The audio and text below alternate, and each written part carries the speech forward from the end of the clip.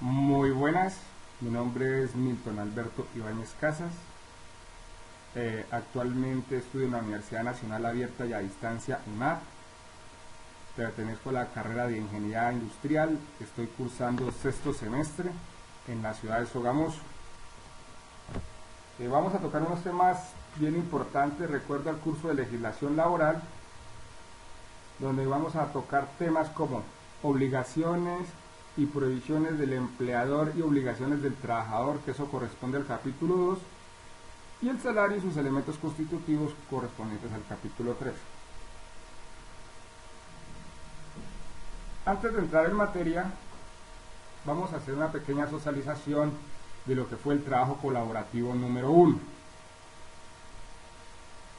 los cuales se adquirieron conocimientos y competencias respecto a la reforma tributaria 1607 del 2012, el pago de aportes para fiscales, la reforma al servicio doméstico, los deberes y obligaciones del empleador y el empleado, la selección y contratación del personal, la correcta liquidación de nómina de personal que trabaja en la empresa. Ya para entrar en materia, vamos a entrar al capítulo 2, donde vamos a tocar las obligaciones y prohibiciones del empleador y obligaciones del trabajador. Entonces, entre las obligaciones del empleador, encontramos que las encontramos subdivididas en 3. La primera es: cada vez que vincule un trabajador debe afiliarlo al Sistema General de Pensiones, Sistema General de Seguridad Social, Sistema de Riesgos Profesionales para garantizar el cubrimiento de los eventos derivados de los riesgos ocupacionales o de trabajo, afiliación a la Caja de Compensación Familiar, firma de contrato de trabajo y entrega de una copia al mismo, y abrir una carpeta con la dejabilidad del trabajador. Otra de las altas obligaciones es cada vez que ocurra. Bueno, pues cada vez que ocurra es informar a la administradora de riesgos profesionales sobre accidentes de trabajo, ordenar practicar examen médico para la admisión según el caso o manejo a través de la EPS, llevar los registros de trabajos extras. Otras obligaciones que tiene el empleador es aportar a las entidades de seguridad social las cotizaciones sobre salarios, declarar sobre salarios y pagos al Sistema General de Seguridad Social, reportar las novedades de retiros y cambios de salario a los trabajadores a las entidades de seguridad social y cajas de compensación, llevar registro de vacaciones, expedir el certificado de ingresos y retenciones, consignar el auxilio de cesantías causadas a 31 de diciembre de cada año y su pago oportuno hasta el 14 de febrero del siguiente año. Eso nos lo dicta el artículo 99 de la Ley 50 de 1990. Al igual también el interés de las cesantías, que debe ser canceladas dentro de enero de cada año, que es equivalente al 12% sobre el saldo que da 31 de diciembre del año inmediatamente anterior. El calzado y vestido de labor, o lo más conocido como dotación. Hay que recordar que a los trabajadores de cuya remuneración no pase de 2 salarios mínimos se les debe suministrar 3 veces al año un par de zapatos y un vestido apropiado para el trabajo que desempeñen.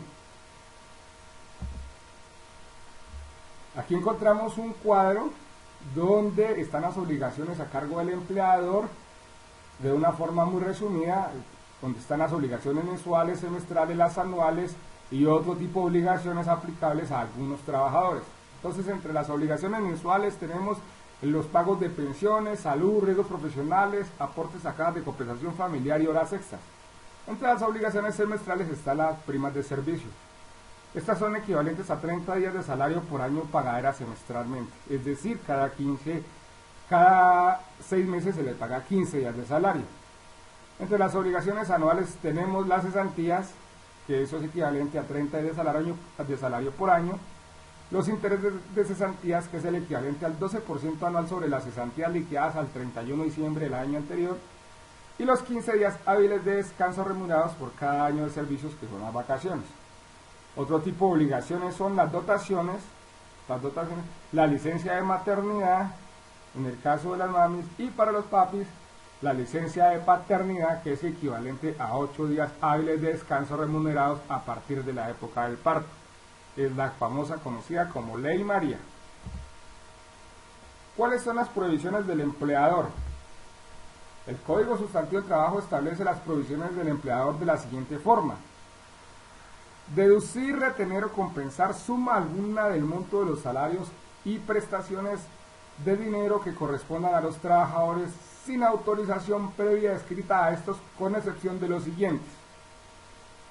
Respecto de salarios, pueden hacerse deducciones, retenciones o compensaciones en los casos autorizados por los artículos 113, 150, 151, 152 y 400. Otra es, las cooperativas pueden ordenar retenciones hasta del 50% de salarios y prestaciones para cubrir sus créditos.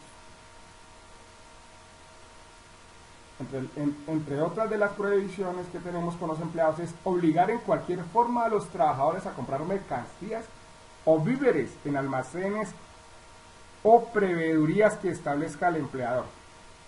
Exigir o aceptar dinero del trabajador como gratificación para que se le admita en el trabajo o por otro motivo cualquiera que se refiera a las condiciones de este. Las famosas dádivas que se conocen en otros términos. Limitar o presionar en cualquier forma a los trabajadores en el ejercicio de su derecho de asociación.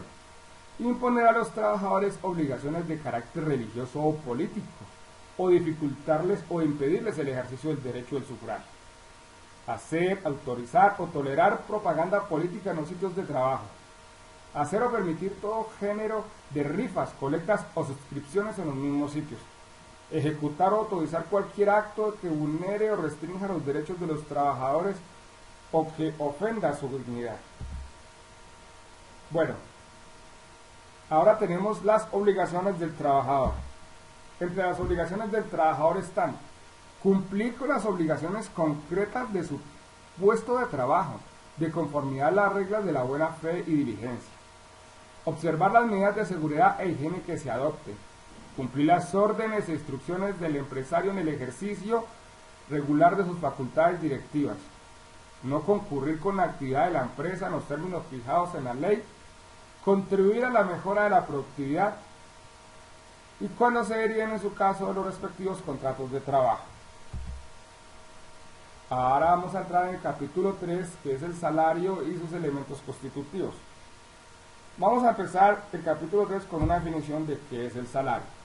Entonces, el salario es, o cómo lo define el salario. Constituye salario no solo la remuneración ordinaria fija o variable, sino todo lo que recibe el trabajador en dinero o en especie, como contraprestación directa del servicio, sea cualquier forma o denominación que se adopte, como prima, sobresueldos, bonificaciones habituales, valor del trabajo suplementario o de las horas extras.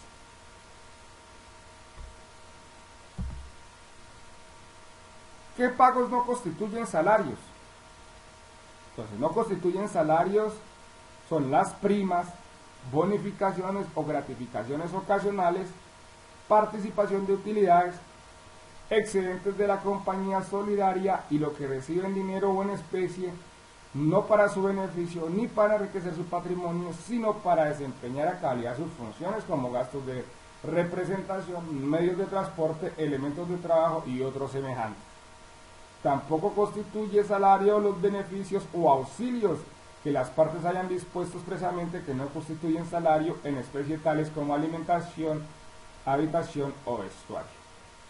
Aquí hay un tema importante, y es que en el caso de los viáticos tampoco hacen parte del salario, a excepción, escuchen bien, de que sea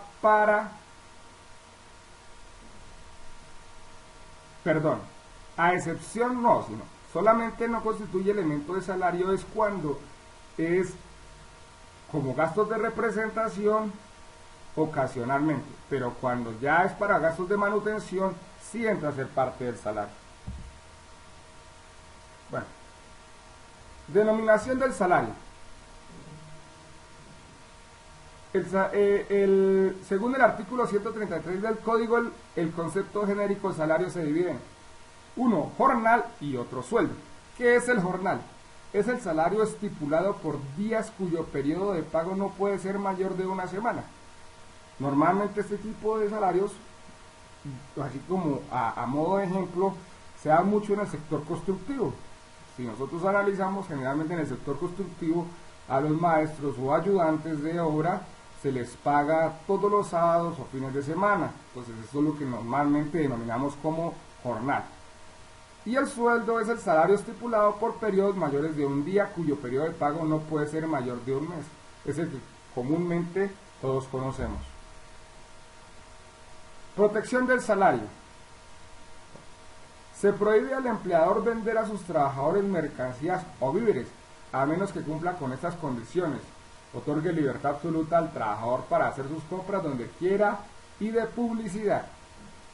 Queda prohibido y se tiene por no hecho el pago que se haga en centros de vicio o lugares de recreo, en expendio de mercancía o de bebidas alcohólicas, a no ser que se trate de trabajadores del establecimiento donde se haga el pago.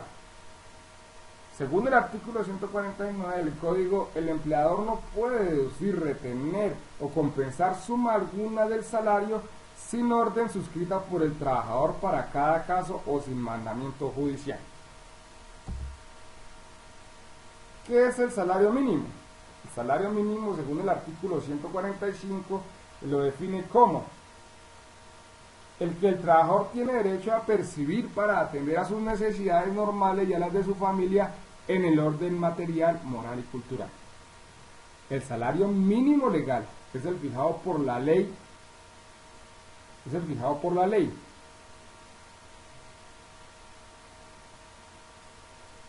Bueno, este dato es bien importante, donde nos explica algo interesante, que según el artículo 154 del Código, por regla general no es embargable el salario mínimo legal convencional. El artículo 155 expresa que el excedente del salario mínimo mensual solo es embargable en una quinta parte. No obstante, el artículo 150 define que todo salario puede ser embargado hasta en un 50% a favor de cooperativas legalmente autorizadas o para cubrir pensiones alimenticias que se den en conformidad al Código Civil. Como para hacerlo un poquito más entendible, entonces, un salario mínimo legal no es embargable a excepto de que sea para pago de cuotas de cooperativas y para el pago de pensiones alimenticias. Cuando se hace referencia a que la quinta parte del salario es embargable, vamos a hablar en un pequeño ejemplo. Es decir, una persona que se gana 1.000.000 de pesos, ese 1.000.000 de pesos vamos a suponer que el salario mínimo sea de 600.000 pesos. Entonces, sobra el excedente del salario mínimo, son 400.000 pesos. Es dividir esos 400.000 pesos en 5 y se toma una parte. Entonces, sobra 400.000 pesos, lo dividimos en 5, nos daría 80.000 pesos. Sobre esos 80.000 pesos se hace el embargo. ¿Qué es el salario integral? Según el artículo 132 del Código, cuando el trabajador tenga un salario ordinario superior a los 10 salarios mínimos legales mensuales, valdrá la estipulación escrita en un salario que, además de retribuir el trabajo ordinario, compense de antemano el valor de prestaciones, recargos y beneficios tales como el correspondiente al trabajo nocturno, extraordinario, al dominical y festivo, el de primas legales, extralegales, las cesantías, sus intereses, subsidios, suministros en especie y en general las que incluyen dicha estipulación, excepto las vacaciones. En ningún caso el salario integral podrá ser inferior al monto de 10 salarios mínimos legales mensuales, más el factor prestacional correspondiente a la empresa, que no podrá ser inferior al 30% de dicha cuantía. Este salario no estará excepto de las cotizaciones de la Seguridad Social ni de los aportes para fiscales, SENA, Instituto Colombiano de Bienestar Familiar y cajas de compensación. O sea, es claro que en ningún momento el salario integral puede ser inferior a 10 salarios mínimos legales mensuales vigentes. En nuestro caso aplicaría hoy en día a 6 millones largos, no recuerdo, no la tengo clara. Y el salario integral, como su nombre lo dice, integra todo tipo de retribución al trabajador. O sea, el trabajador ya no tendría derecho ni a horas extras, ni a recargos nocturnos, ni a beneficios, ni a primas, ni a liquidaciones, absolutamente a nada. Entonces hay que tener en cuenta en ese punto que lo más importante es que no puede ser inferior a 10 salarios mínimos. porque hay sitios donde esos trabajos los colocan como integrales cuando no se llega a este tope y eso no lo cubre la ley. ¿Qué es el salario en especie? El salario en especie constituye un salario que toda parte de la remuneración ordinaria y permanente que reciba el trabajador como contraprestación directa al servicio, como alimentación, habitación o vestuario, que el empleador suministra al trabajador o a su familia. Aspectos importantes a tener en cuenta en esto es que el salario en especie no debe valorarse expresamente en todo contrato de trabajo a falta de estipulación de acuerdo sobre su valor real. Se estimará pericialmente sin que pueda llegar a constituir conforme al 50% de la totalidad del salario. Vale también la pena recordar que cuando se trata del salario mínimo, cuando una persona gana solamente el salario mínimo, no puede exceder el 30% del total de vengado. Ahora, el pago que se haga al trabajador debe corresponder a la retribución que el empleador hace al trabajador por la prestación de sus servicios. Esto quiere decir que aquellos pagos que no corresponden a esta prestación por la labor del trabajador no hacen parte de este. Bueno, muchísimas gracias, espero que les haya gustado el tema, que haya despejado algunas dudas acerca de las obligaciones de los trabajadores, de los empleados, de los derechos de los mismos y del salario. Muchas gracias, muy amables, que tengan feliz día.